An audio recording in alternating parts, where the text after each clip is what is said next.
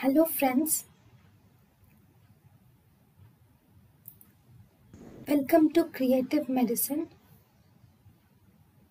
In this lecture, we will learn about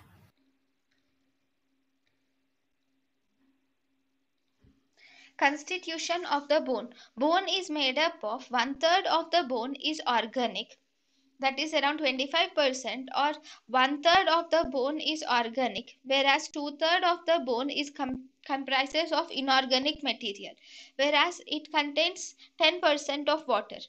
So in the organic consists of bone cells and intracellular matrix. In the cells we have osteoblasts are present, or there can be osteoclasts.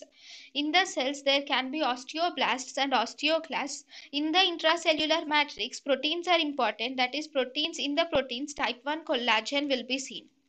Then we have inorganic matrix, which consists of crystalline hydroxyapatite or amorphous apatite, or some ions may be seen in the bone, in the inorganic constitution of the bone.